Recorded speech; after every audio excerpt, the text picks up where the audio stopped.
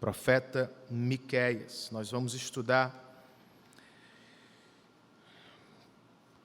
neste culto o capítulo de número 1. Miqueias, capítulo de número 1.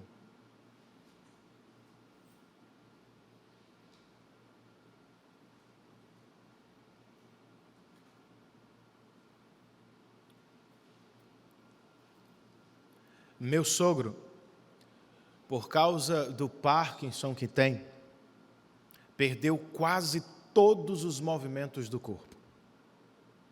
Uma coisa, porém, ele ainda não perdeu: o humor. Quando a cuidadora, que estava no seu primeiro dia de trabalho, o colocou na cadeira de rodas, ele fingiu estar morto, irmãos. Abriu a boca, paralisou os olhos e congelou por segundos. Ela chamou uma primeira vez seu Esdras, uma segunda vez seu Esdras. E depois, irmãos, em desespero, ela gritou: socorro! Quando eu cheguei, ele estava morrendo de rir da cara dela. Coitada, quase morreu de susto. Sabiam que alguns sustos podem matar mesmo? Mas há também sustos que podem salvar. Eu estava jogando futebol com as meninas na garagem do prédio, quando o portão de repente abriu e uma delas correu para a rua. Eu fui atrás e, percebendo que um carro se aproximava, com toda a força que eu tinha, eu gritei de longe: filha, pare! Pense num susto. Mas ela parou. Ela teve medo, mas não se machucou. É o que temos aqui em Miqueias capítulo 1, um baita de um susto. Ou uma exortação do Senhor, que pode salvar pessoas aqui, que pode frear cristãos no caminho perigoso do pecado, que pode despertar crentes sonolentos, que não estão atentos às realidades espirituais que os cercam. Vamos começar, irmãos, lendo Miqueias capítulo 1, verso de número 1. E como sempre fazemos nas exposições, tenhamos nossas Bíblias abertas, pois durante a pregação nós vamos ler todo o texto, certo? Miqueias 1:1. A palavra do Senhor que veio a Miqueias de Moresete, durante os reinados de Jotão, Acais e Ezequias, reis de Judá. Visão que ele teve acerca de Samaria e de Jerusalém. Senhor, nós te louvamos por mais uma série de exposições em tua palavra. Queremos ser tão abençoados através do texto de Miqueias, como já fomos através da exposição de tantos outros. Nós te rogamos neste dia, concede-nos iluminação do teu Espírito, permita-nos ver e nos maravilhar com a tua palavra. É o que nós te pedimos, ó Espírito Santo de Deus, em nome e por amor de Jesus Cristo. Amém.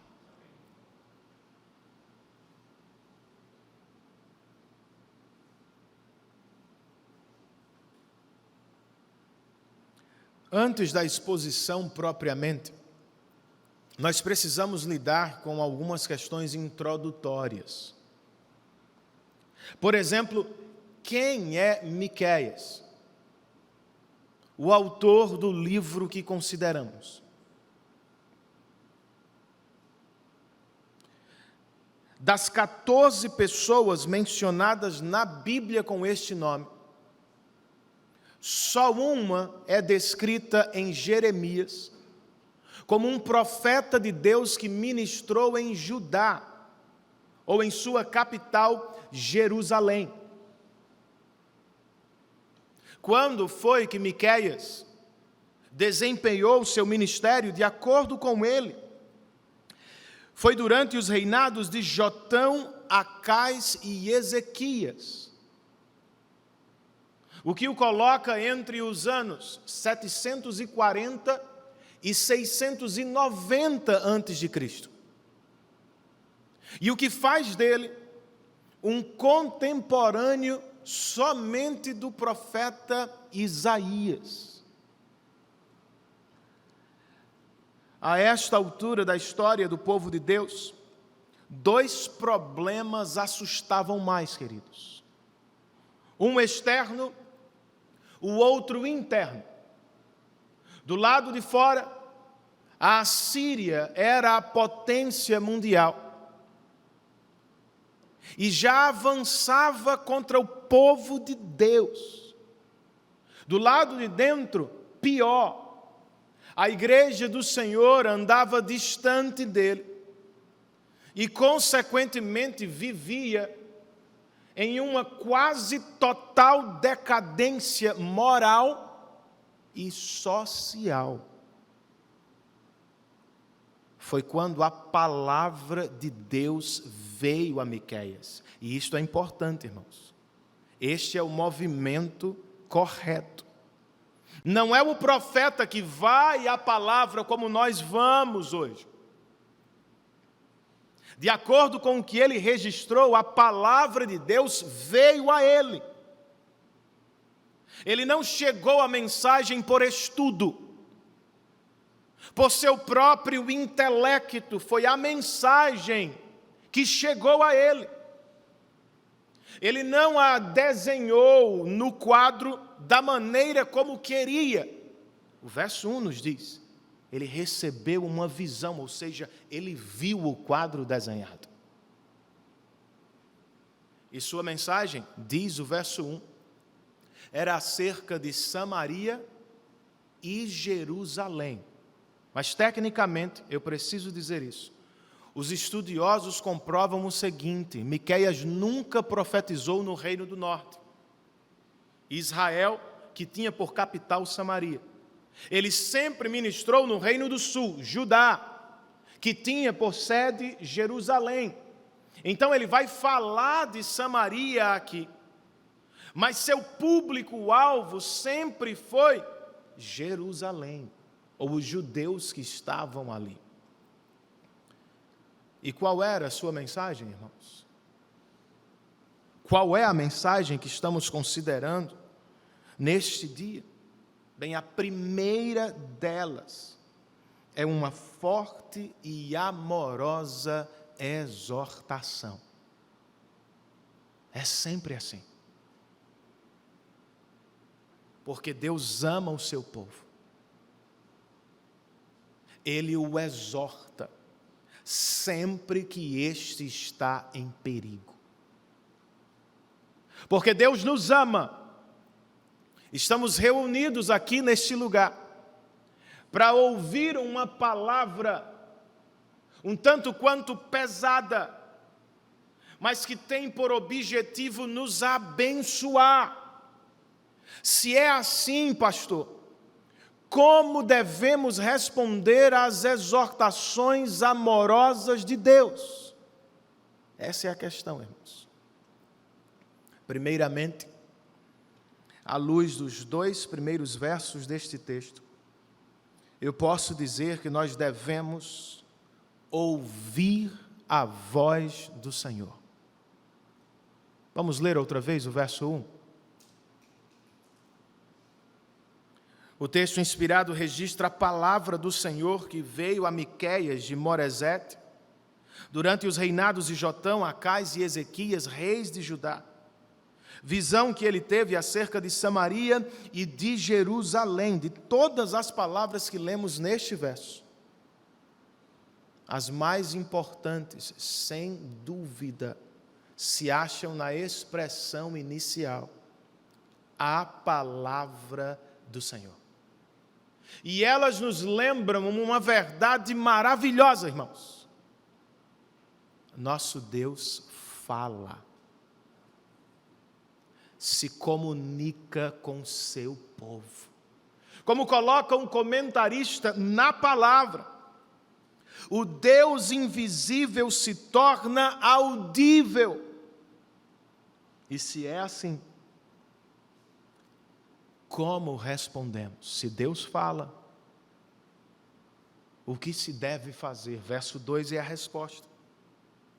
O profeta escreve: ouçam todos os povos. Prestem atenção, ó terra, e todos os que nela habitam. Que o Senhor, o soberano do seu santo templo, testemunhe contra vocês. A ordem é explícita. Ouçam a voz do soberano. Prestem atenção à sua mensagem, mas quem deve ouvir? Todos os povos da terra. A terra inteira. Ou todos os habitantes dela. Sabe por quê, meu irmão? Porque o nosso Deus não é apenas Senhor de sua igreja. Ele é o Criador, o governador, o Senhor de toda a criação e de todo o universo. Logo, quando Deus fala, todas as criaturas devem ouvi-lo.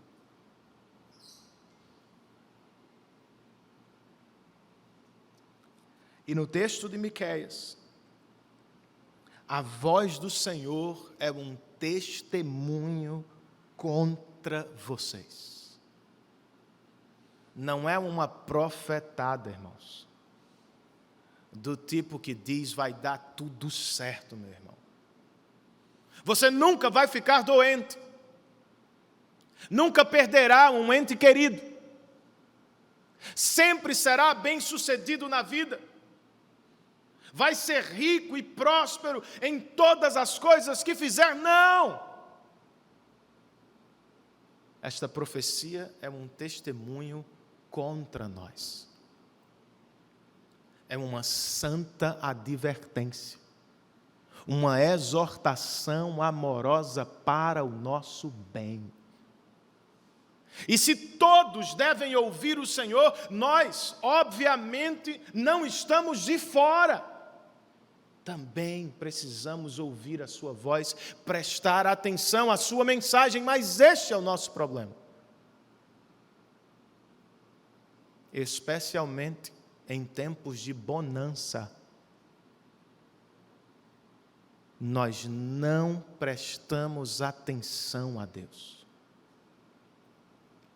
Muito comumente, quando as coisas vão bem, nós negligenciamos o culto de Deus.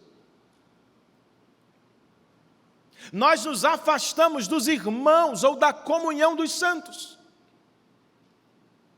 Nós deixamos os deveres religiosos da casa para depois.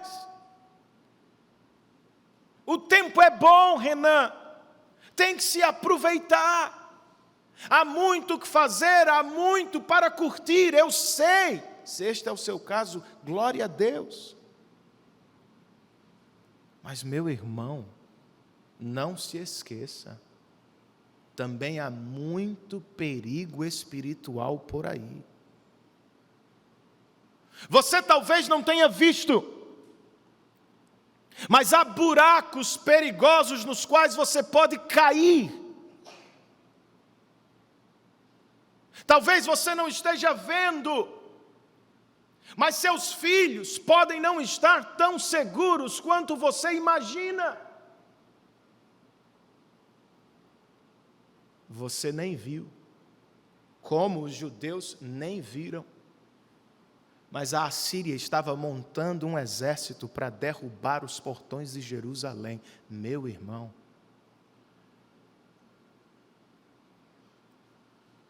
É por isso que em Miqueias Deus tem uma palavra contra nós. Não se trata de maldade de sua parte. A advertência do Senhor ou sua exortação é sinal de amor e cuidado.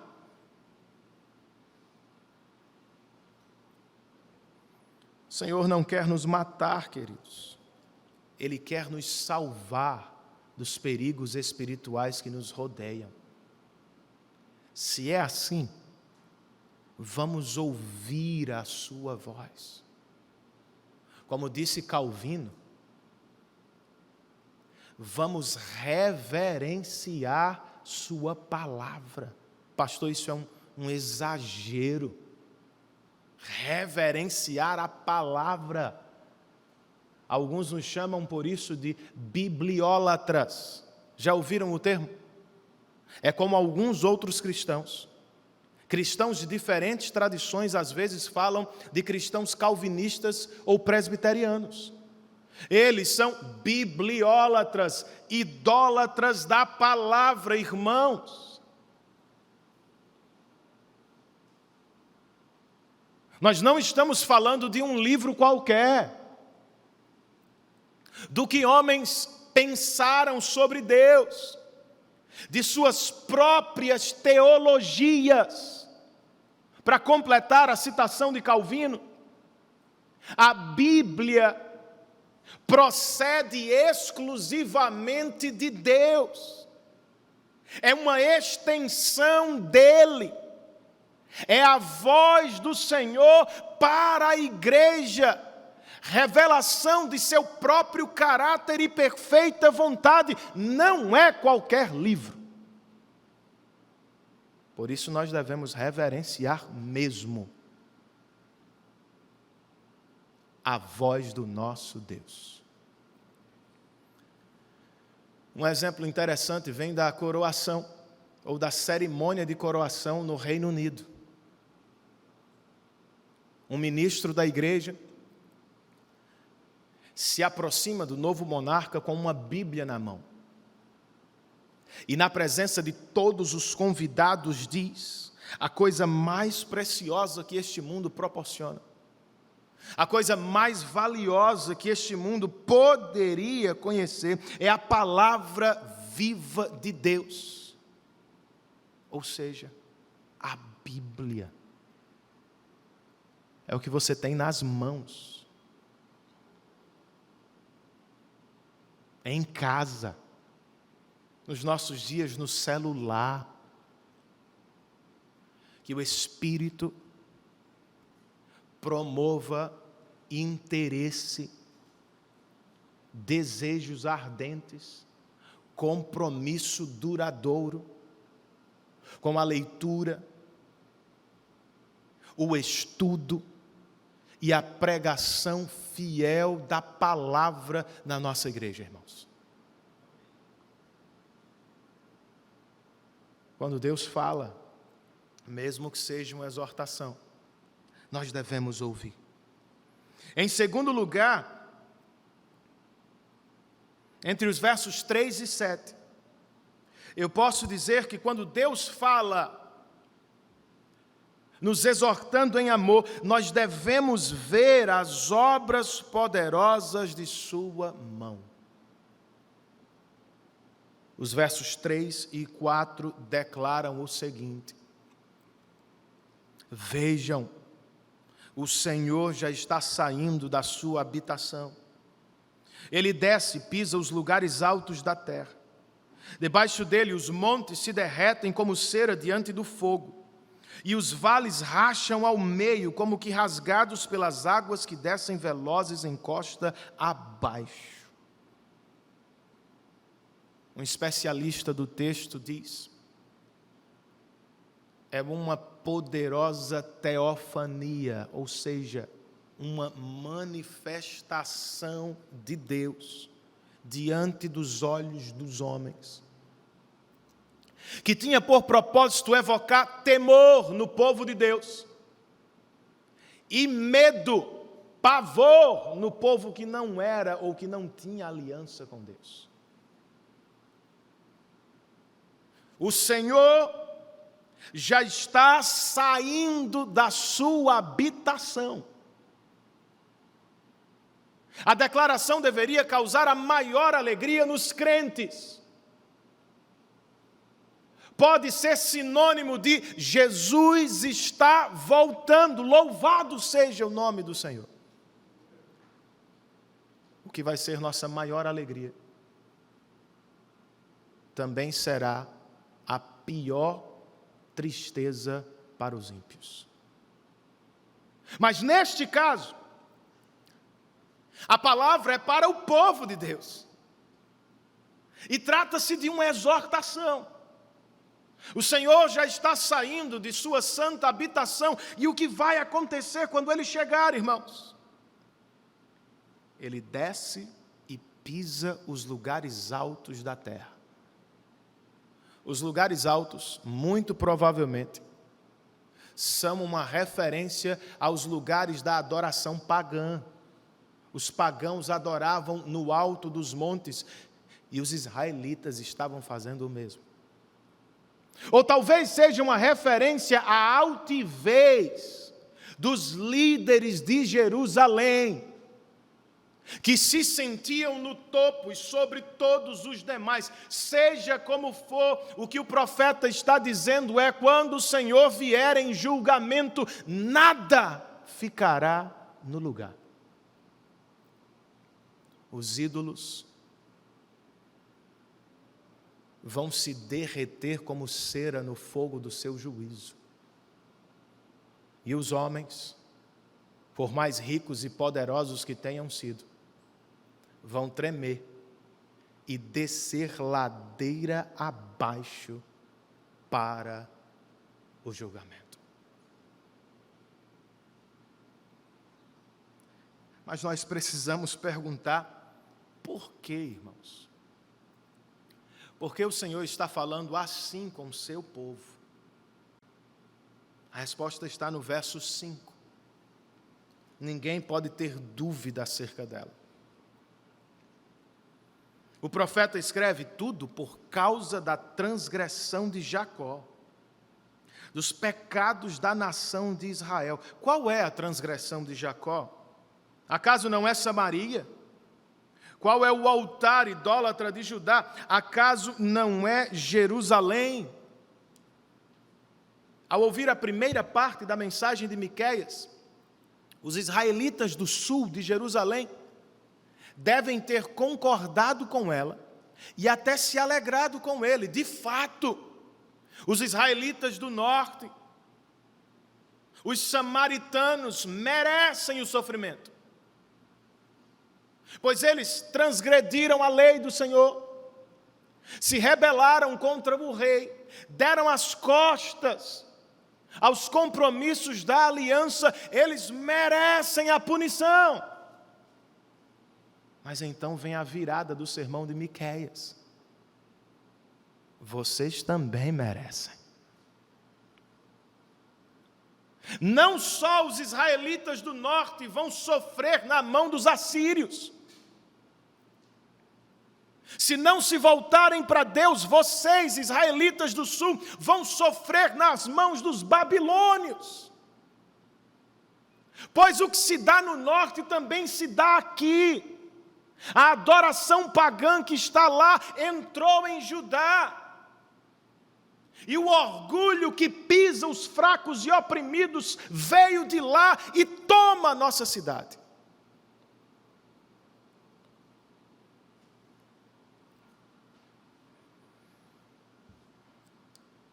E qual será o resultado do julgamento de Deus, irmãos? Ao menos para Samaria, o veredito estava tomado, não seria alterado. A esperança para Judá, para Samaria a coisa já foi resolvida. Versos 6 e 7. Por isso, farei de Samaria um monte de entulho em campo aberto, um lugar para a plantação de vinhas. Atirarei as suas pedras no vale e porei a descoberto os seus alicerces. Todas as suas imagens esculpidas serão despedaçadas, e todos os seus ganhos imorais serão consumidos pelo fogo. Destruirei todas as suas imagens, visto que o que ela juntou foi como o ganho da prostituição, como o salário de prostituição, tornará a ser usado. Basicamente, o profeta está comunicando duas coisas. Deus vai destruir as construções dos idólatras de Samaria. E de igual modo, Ele destruirá os próprios ídolos dos samaritanos. O problema, irmãos, é que neste processo de idolatria, os samaritanos se tornaram escravos de seus falsos deuses, vão ser espalhados entre as nações. É o que você realmente quer para a sua vida? Porque você sabe. Os falsos deuses escravizam seus adoradores. Prometem muito, pouco entregam. Exigem demais de seus adeptos. E no processo, tornam-os escravos de seus próprios desejos. O amante do dinheiro sempre quer mais. O viciado em sexo não se dá por satisfeito. O adorador do reconhecimento público ou da aprovação humana nunca descansa. Mas é curioso que, embora estejam sempre procurando, nunca se dão por satisfeitos. Acabam se tornando escravos de seus próprios deuses. Foi o que aconteceu com os israelitas do norte, irmãos. É o que vai acontecer com os israelitas do sul. E é o que pode estar acontecendo com o seu coração. Por isso, antes que seja tarde demais, meu irmão em Cristo, volte-se dos falsos e fracos deuses da modernidade.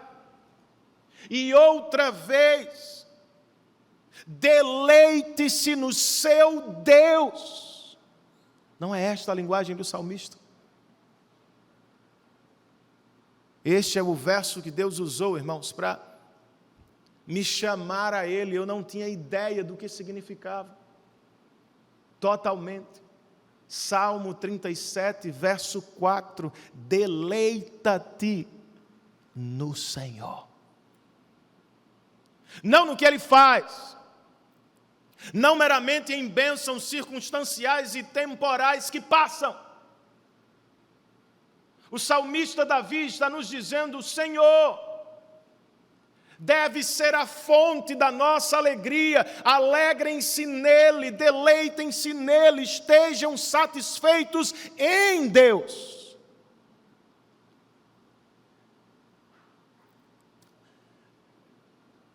Esta é a razão da existência de todas as coisas. Jonathan Edwards, o santo de Deus com quem eu passei esses últimos 10 dias, escreveu um tratado, irmãos, de 100 páginas. Merece ser lido, é difícil, mas merece ser lido. O tratado que ele fez ao fim da vida, só foi publicado póstumamente, tinha por propósito combater visões equivocadas sobre Deus e o relacionamento dele com a criatura. Nos dias de Edwards, como nos nossos, muitos cristãos estavam dizendo que Deus existe para o homem, que Deus é uma espécie de servo dos homens, e que a alegria humana não está necessariamente nele, mas nas coisas que ele pode nos dar. Edwards escreveu uma dissertação que tinha por título O Fim para o Qual Deus Criou o Mundo. E a tese dele é: Deus fez todas as coisas para a própria glória e para a nossa alegria eterna. Em parte, Diz um biógrafo dele, ele não estava fazendo nada novo, nada diferente do que ensinava as crianças indígenas, a partir do breve catecismo de Westminster, que ele tinha. Primeira pergunta: qual é o fim supremo do homem, ou principal? Primeira resposta: o fim principal do homem é glorificar a Deus e gozá-lo para sempre. O que era inédito para a época era a relação que Edwards fez destas duas coisas. Glorificar a Deus para Edwards era gozar Deus para sempre. Não era uma coisa para ter outra, era fazer duas coisas como se fosse uma. Edwards disse: a deferência de Deus por si mesmo e a deferência dele pelas criaturas não são coisas divididas, são unidas. Pois este é o fim supremo da criação, promover a alegria eterna das criaturas na união eterna com o Criador. É de onde Piper tira a tese de ministério dele. Para quem já leu coisas de Piper, você sempre vai ler coisas do tipo: Deus é mais glorificado em nós quando nós estamos mais satisfeitos em Deus. Sua alegria não está nos falsos e fracos deuses desta era. Nós fomos feitos para o prazer e para a alegria mesmo. Mas tem coisa melhor, eternamente melhor, na presença do nosso Deus. Volte-se, portanto, dos falsos deuses que você adora, dos relacionamentos que você persegue, das conquistas que você adora. Deixe-as para o lado ou de lado e volte-se para o Senhor outra vez. Se você demorar, e se de fato é um eleito de Deus, não tenha dúvida, você vai sofrer um bocado. Por amor, queridos, por amor, Deus quebra todos os nossos ídolos. As outras nações podem prosperar, a Assíria pode crescer, a Babilônia pode se tornar a maior potência do mundo, não Judá.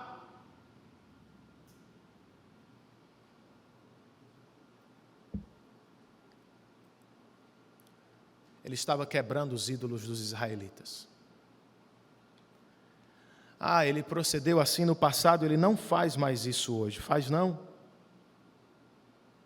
O apóstolo Paulo, escrevendo aos Romanos, diz: porque os homens não lhe adoraram, Deus os entregou à impureza sexual segundo os desejos pecaminosos do seu coração. Porque não lhe reconheceram, o Senhor os entregou a paixões vergonhosas, e visto que desprezaram o conhecimento de Deus, Ele os entregou a uma disposição mental reprovável para praticarem o que não deviam. Qual é a ideia, pastor? Se você prospera no caminho do pecado, se nunca tem retrocessos, se peca e dá certo, se peca e dá certo, se ninguém lhe pega, se ninguém chama a sua atenção, se você não se sente destruído, você está correndo um perigo eterno. É sinal de que provavelmente Deus lhe abandonou, o deixou por conta própria. Que maravilha! E isso é o que muitos céticos da nossa era amam dizer.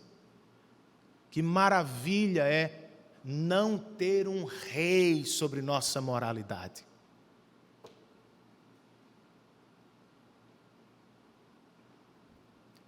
Maravilha, coisa nenhuma, irmãos. Enquanto as pessoas vão prosperando no caminho de seus pecados, vão acumulando também ira para o dia do juízo. E naquele grande dia, estarão completamente sozinhas diante do juiz. Não terão advogado. E por mais que tentem usar as boas obras, nenhuma delas será de valor para a salvação eterna dos ímpios.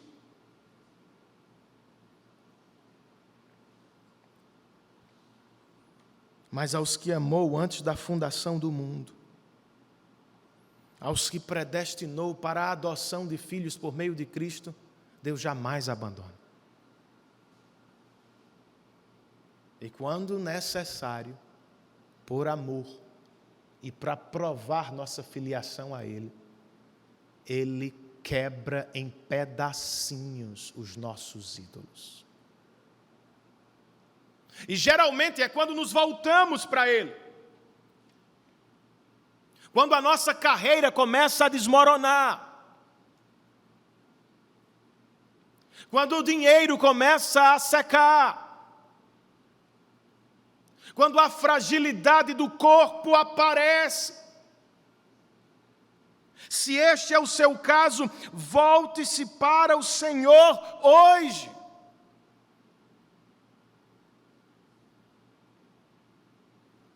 E antes de sofrer demais, aprenda com Samaria, meu irmão. Em outras palavras, aprenda com o que Deus está fazendo ao redor do mundo. Notem isso.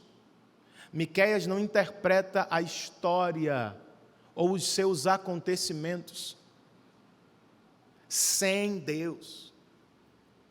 Não é assim. O exército da Assíria é meramente um poder militar. A separação de Israel é somente um movimento político, não.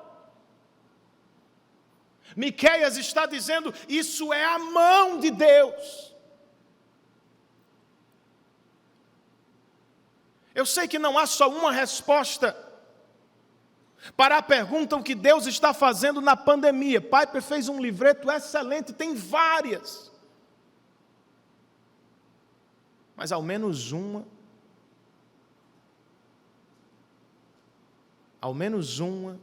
é: o Senhor está advertindo sua igreja.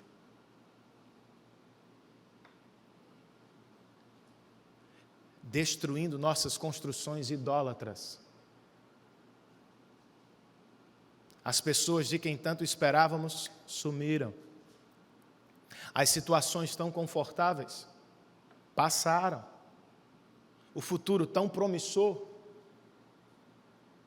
escureceu.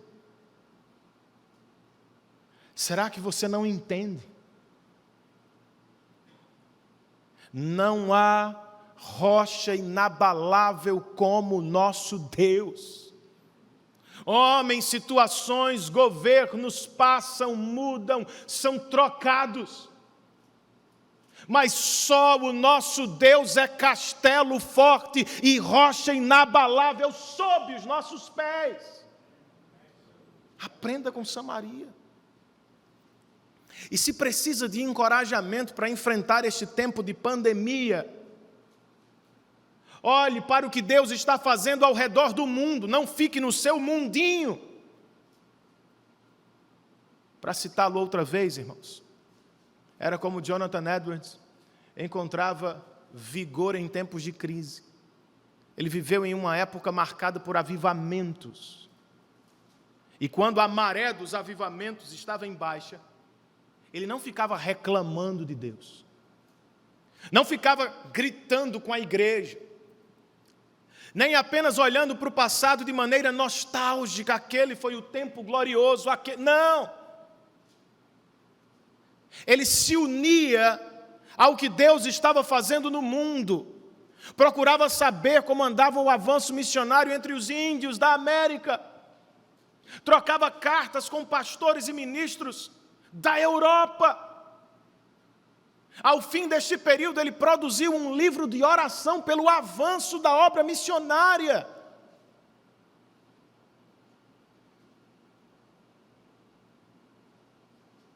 Você podia fazer o mesmo. Piper diz dele que se ele vivesse nos nossos dias, era assim que ele usaria a internet.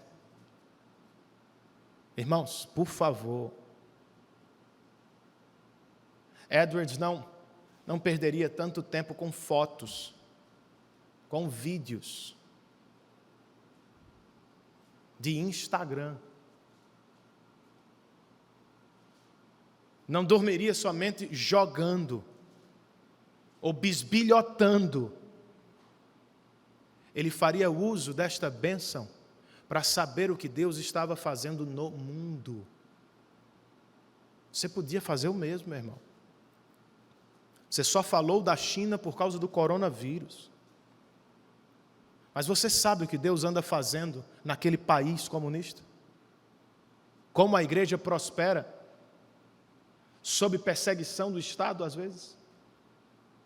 Ou como na Coreia do Norte, uma ditadura, os nossos irmãos sofrem, mas crescem no Senhor, dando a própria vida às vezes.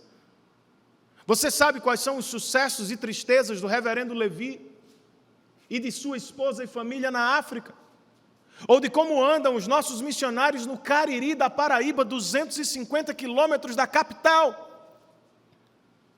Se envolvesse mais com eles, se trocasse mensagens, se pedisse notícias, você tiraria um pouco os olhos dos seus problemas pequenos e momentâneos e forçaria o seu coração a se envolver com a causa global do Evangelho. Deus está fazendo muitas coisas ao redor do mundo. Vamos ver as obras de Deus. Para terminar, irmãos, e hoje o sermão está tão longo quanto os sermões de Edwards. Edwards pregava aí umas 2 horas, irmãos. E agora? É outra coisa que a gente perdeu o costume, né? Ninguém aguenta mais pregação longa. Ninguém sabe ler livro difícil. Que Deus nos ajude, irmãos. Deus nos ajude. Para terminar, eu posso dizer que diante, ou em resposta à exortação amorosa do nosso Deus, nós devemos chorar. Chorar diante dEle. É o que o profeta está fazendo aqui. Ao final do capítulo 1, versos 8 e 9, ele mesmo nos diz: por causa disso chorarei e lamentarei. Andarei descalço e nu, uivarei como um chacal e gemerei como um filhote de coruja. Por quê? Pois a ferida de Samaria é incurável e chegou a Judá. O flagelo alcançou até mesmo a porta do meu povo, até a própria Jerusalém. Ele está chorando por 2 motivos, irmãos. O primeiro deles, o reino do norte, Samaria, caiu sob o poder dos assírios em 722 a.C. Talvez alguns israelitas do sul estejam festejando. Eles merecem, eles merecem, eles merecem. Não este profeta. Ele está lamentando, irmãos. Pois as 10 tribos do norte podem ter se afastado de Deus, mas ainda eram irmãs da família da aliança. Seu coração não está partido apenas por eles no norte. Ele sente pesadamente pelos do reino do sul. Porque o que aconteceu lá está para acontecer aqui. O flagelo que se abateu sobre Samaria já está às portas de Jerusalém. Por isso ele anda feito um doido no meio da rua, vestindo roupas de saco e gritando sons estranhos que lembram animais selvagens. Voltem para Deus antes que seja tarde demais. E o que é que os israelitas do sul deveriam fazer, irmãos? Primeira coisa, verso 10, parte A. Não contem isso em Gate e não chorem. Vocês se lembram de Gate? É uma cidade filisteia, não pertence a Judá. O que é que Miqueias está dizendo? Não espalhem a notícia sobre a derrocada de Israel entre os ímpios. Não difamem o nome do nosso Deus. Não saiam por aí falando dos nossos irmãos. Não façam isso. O que mais deviam fazer? Verso 10, parte B. Ao verso 12, habitantes de Bet-Ofra, revolvam-se no pó. Saiam nus e cobertos de vergonha, vocês que moram em Zafir. Os habitantes de Zaanã não sairão de sua cidade. Bet-Ezel está em prantos, foi-lhe tirada a proteção. Os que vivem em Marote se contorcem de dor, aguardando alívio. Por quê? Porque a desgraça veio da parte do Senhor e já está às portas de Jerusalém. Irmãos queridos, se pudéssemos ler o texto no hebraico, veríamos o jogo de palavras que há entre o nome das cidades e o sofrimento que lhes foi prometido. Tem relação. Eles vão sofrer ou perder o que mais tinham. No entanto, mesmo sem o conhecimento do hebraico, a mensagem mais importante do trecho está claríssima. De onde veio tal desgraça? Do diabo? Das mãos de Senaqueribe, Nabucodonosor? Foi o que você leu? Irmãos, a desgraça veio da parte do Senhor. Acerto de contas. O julgamento de Deus começa pela casa de Deus. Então, israelitas do sul, juntem-se a mim na procissão de lamento por arrependimento, senão sofreremos. Outras cidades sofrerão, verso 13, ou versos 13, 14 e 15, habitantes de Laquis, atrelem aos carros as parelhas de cavalos. Vocês foram o início do pecado da cidade de Sião, pois as transgressões de Israel foram aprendidas com vocês. Que coisa! Por isso, vocês darão presentes de despedida a Moresete e Gate. A cidade de Aquisibe se revelará enganosa aos reis de Israel, pois eu trarei um conquistador contra vocês, que vivem em Maressa. E a glória de Israel irá a Adulão. Que coisa, irmãos. A glória de Deus vai se esconder em um tempo de escuridão. Assim como Davi se escondia de Saul na caverna de Adulão. E segundo o texto, tudo porque algo começou em Laquis. O que os israelitas do norte acabaram fazendo, aprenderam com os israelitas do sul do que é que estamos falando, ao que tudo indica. Foi nesta cidade que Salomão fez estacionar suas milhares de carruagens de guerra, o que foi visto por Deus como ato de incredulidade. Pois seu pai tinha cantado antes dele. Uns confiam em carros, outros em cavalos, mas nós confiamos no Senhor. Eles caem cambaleando, mas no Senhor nós permanecemos firmes. Não era mais o caso. Porque Salomão E posteriormente seus sucessores confiaram na tecnologia dos filisteus. Pouco a pouco foram se tornando seculares. Dependiam do que faziam e produziam. Não esperavam mais no Senhor. As coisas foram desandando, irmãos. E a esta altura, Samaria já havia caído. Jerusalém está prestes a cair sob a mão da Babilônia. Secularismo. A tentativa de ausentar, afastar Deus do nosso meio. É por isso que o profeta termina este capítulo conclamando principalmente pais. Ouçam isso. Verso 16. Triste verso 16.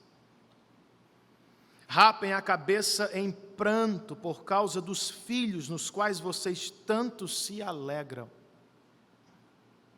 Fiquem calvos como a águia, pois eles serão tirados de vocês e levados para o exílio. Existe algo mais triste do que ver um pai sepultar um filho?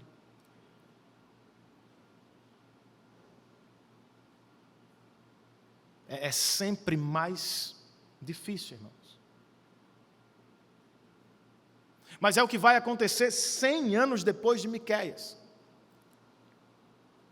Quando Nabucodonosor destruir Jerusalém, ele vai levar os melhores filhos da cidade para morar na Babilônia.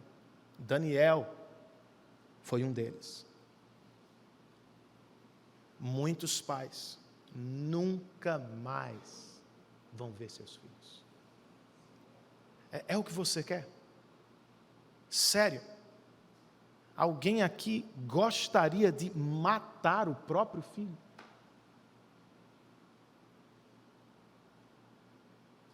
É o que pode estar acontecendo na sua casa, meu irmão. E na minha. Enquanto brincamos de ser crentes, ao mesmo tempo que amamos os falsos deuses da modernidade, nossos filhos estão sendo preparados para o abate.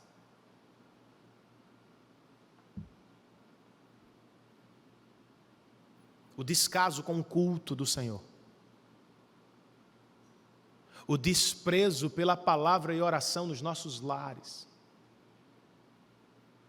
A frieza e apatia espirituais. Os nossos valores que cada vez mais são misturados, cristãos e mundanos.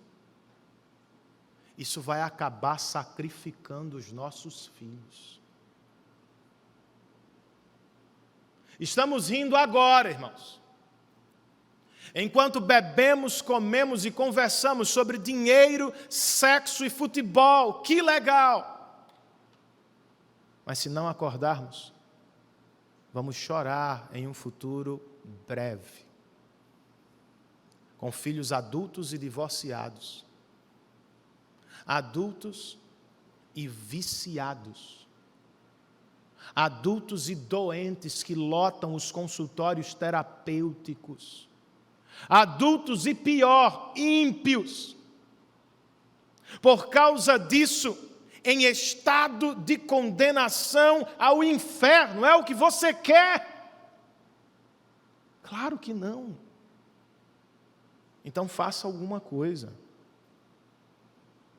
Volte-se dos falsos deuses para o verdadeiro.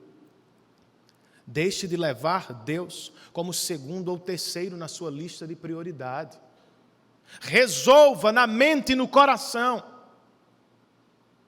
Voltar ao compromisso com Deus, com sua palavra, com sua igreja, com sua obra. Faça-o enquanto há tempo. Pois o perigo que abateu Samaria e posteriormente Jerusalém está às portas da sua casa e da minha também.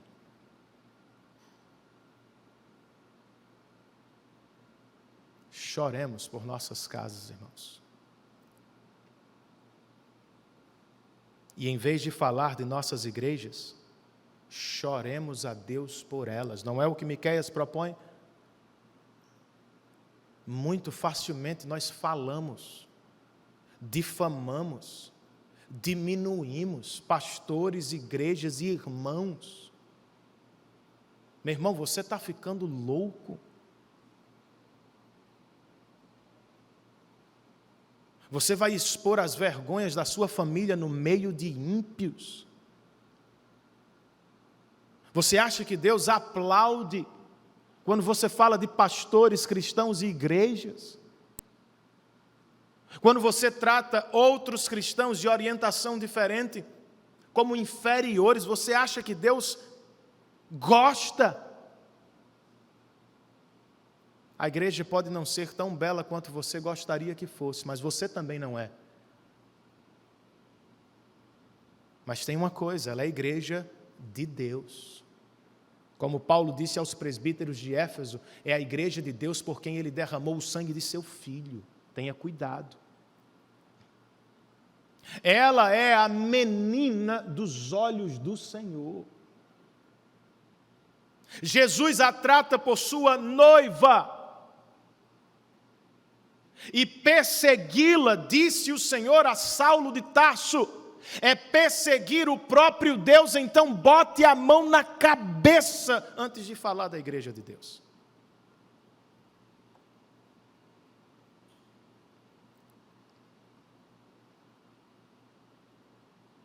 E façamos o mesmo na nossa relação com o mundo condenado que nos cerca.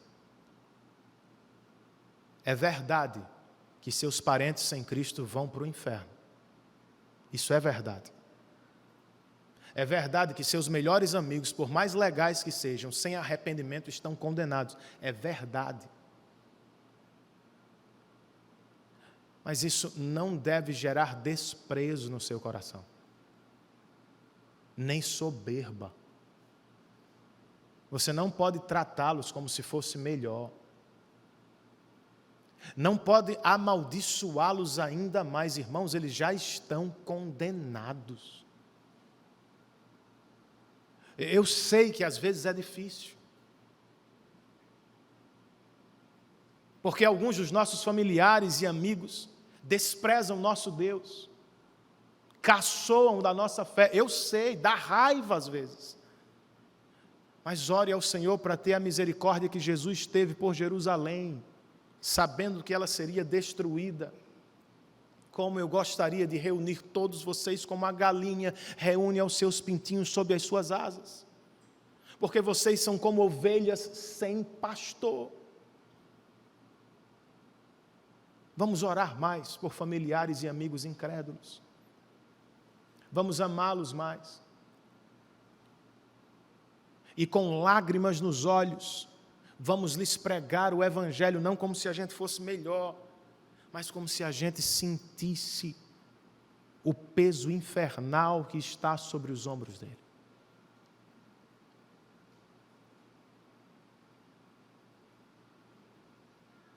Mas há esperança, irmãos, para nós, para as nossas casas e para os nossos familiares e amigos que ainda estão sob condenação. De que esperança eu falo? É óbvio, de Cristo. Na Jerusalém pré-exílio babilônico, Miqueias está clamando: ouçam a voz do Senhor. Na Jerusalém pós-Babilônia, o próprio Cristo, o grande profeta de Deus, dizia: quem ouve a minha palavra e crê naquele que me enviou, tem a vida eterna e não será condenado, mas já passou da morte para a vida. É do que você precisa. Nossos filhos e amigos carecem disso. Ouvir a voz do Espírito e crer no que Deus fez por nós na cruz do Calvário. E o que foi que ele fez e por que isso é tão importante? Substituição. Troca de lugar. O Cordeiro Imaculado de Deus, ao subir à cruz, recebeu nossa condenação e nos deu salvação. Recebeu de uma vez só todo o inferno que cairia sobre nós durante toda a eternidade. De uma vez só foi jorrado sobre ele. E em um único ato, ele nos deu o seu céu para sempre. Os judeus estão ouvindo, os filhos de vocês vão ser enviados para o exílio, arrependam-se, para que vocês e eu não vivêssemos eternamente exilados de Deus. Jesus viveu um exílio na cruz. Foi por isso que ele disse: por que me abandonaste? Naquele momento, irmãos, com todos os seus pecados e os meus pecados sobre ele, Jesus se transformou num objeto feio, grotesco aos olhos do Santíssimo Deus, de modo que momentaneamente ele parece ter virado o rosto, para que eu e vocês, feios pecadores, entrássemos por meio do belo e maravilhoso Redentor. Foi muita coisa.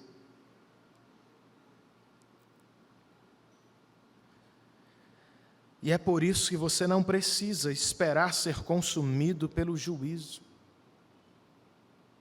Sua família não precisa ser destruída em meio aos valores de uma cultura rebelde e promíscua. Seus parentes não precisam passar a eternidade no inferno. Há esperança para eles, a salvação para eles, a segurança para as nossas famílias agora em Cristo. Miqueias pode ser mesmo um profeta que assusta, mas não é um susto que mata, irmãos.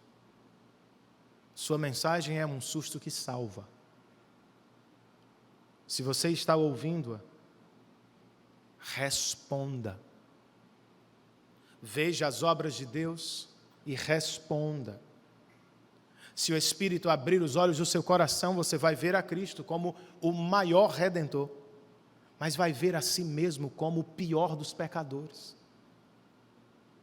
Arrependa-se. O arrependimento bíblico não é mera tristeza, porque não somos perfeitos, porque não somos bons o suficiente. Não é isso, nós já sabemos que não somos. Arrependimento genuíno é aquele que traz lágrimas aos olhos por causa dos pecados, mas alegria ao coração por causa do Salvador. Alegria que assusta e alegria que consola os mais tristes dos crentes. E eu termino outra vez voltando a Edwards, que teve de sepultar sua filha, segunda filha mais velha, quando ela tinha apenas 17 anos de idade, irmãos. De que ela morreu, pastor? Ela morreu porque se voluntariou para cuidar de um missionário moribundo que tinha tuberculose. No processo, ela ficou doente. 4 meses depois da morte do missionário, ela mesma veio a falecer. Edwards ficou arrasado. Ele escreveu para um amigo dizendo: é como se Deus tivesse tirado uma das mais belas flores do meu jardim. Mas no dia do funeral, irmãos, ele fez questão de reunir todos os habitantes da cidade, principalmente jovens. E ele disse para eles: eu estou arrasado, mas nesta noite eu durmo em paz. Apesar da dor, Minha filha deu inúmeras provas de salvação, o que não me deixa dúvidas. Agora mesmo ela está nos braços do Pai Celestial, com quem vai viver para sempre. Ele voltou-se para os jovens e lhes perguntou: vocês têm evidência de salvação na vida? Se a morte os encontrar do outro lado da rua, para onde vocês rumarão na eternidade? Essa é a questão, irmãos. Pandemias, doenças, mortes, sofrimentos serão sempre parte da nossa história. A questão é: temos alegria indizível em meio às situações? Podemos dizer com Paulo que desfrutamos de paz que excede todo o entendimento dos homens. Aqueles que estão em Cristo desfrutam disso. Curve a sua cabeça, meu irmão. Faça uma breve oração enquanto nos preparamos para a mesa do Senhor.